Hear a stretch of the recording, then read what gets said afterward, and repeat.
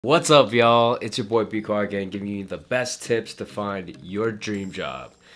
So today, I got this question on Albert's list, and it really intrigued me because I have experience as a full-timer and a contractor, so I really wanted to speak to this. And a lot of people have been asking me, "Oh, why don't you go full-time?" or why are you staying as a contractor? And I really want to dispel some myths today. But before I dive into that,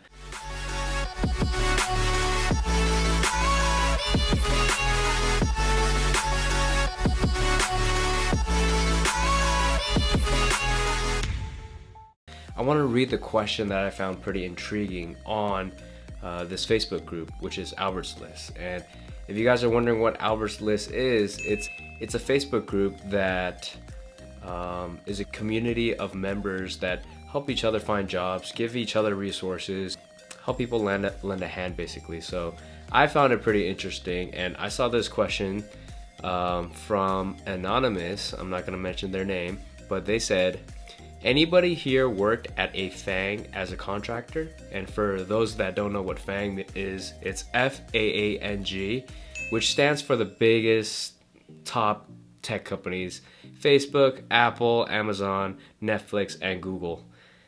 So her question was, anybody here worked at FAANG as a contractor? I received an offer, but also got FTE, which is full-time offer, from a reputable but not as big company. I'm so torn and been stuck for 4 days. I like both companies, but hesitant about the FAANG for some reason. Also, if I chose FTE full-time, I have to move across the country, something I'm not looking forward to. I have to give my answer by this Monday. Suggestions? Experiences to share? I appreciate your suggestions in advance. Okay, and I was about to scroll past this post, but I just couldn't help myself because it seemed like they really desperately needed help. So I went ahead and I responded this. I said, speaking as a contractor at Google and previously at Uber, I'd say it really depends on your goals and your 1 to 5 year strategy.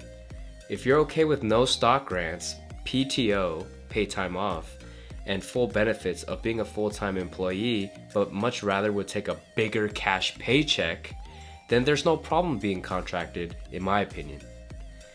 Really depends on your goals, right? So speaking from personal experience, what I realized is that having worked at a well-known tech company, regardless of contract or not, it definitely opened up more doors for new opportunities than I could have ever imagined. But at the end of the day, you have to decide if that next move makes sense for you, right? Is it a step towards your goals? Are you chasing money? Can you see yourself submersed in the culture and actually growing? Do you see a future in this team, this company? All these questions are valid, right? And don't get me wrong, I'm super grateful for the learnings thus far, but at this stage of my life right now, I think I'm ready for a full-time employee position. So, in regards to perks and all of that good stuff, I'm ready for that in lieu of some cash. And only you can really decide. Either way, you choose, and I'm sure you're smart enough to figure it out. Best of luck, and feel free to connect with me on LinkedIn. Link in the description as well if you guys want to connect with me. And yeah, that was my response to her.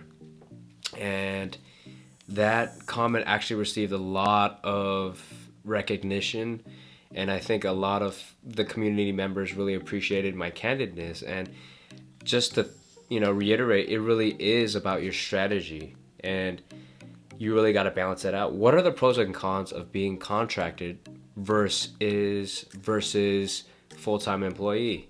Full-timers, they definitely have a little bit more job security. They have PTO, the benefits and whatnot, but sometimes they actually get paid less than contractors, and contractors get paid more upfront in lieu of those benefits. So you got to decide, you want a big portion of cash upfront, or did you want those little perks and benefits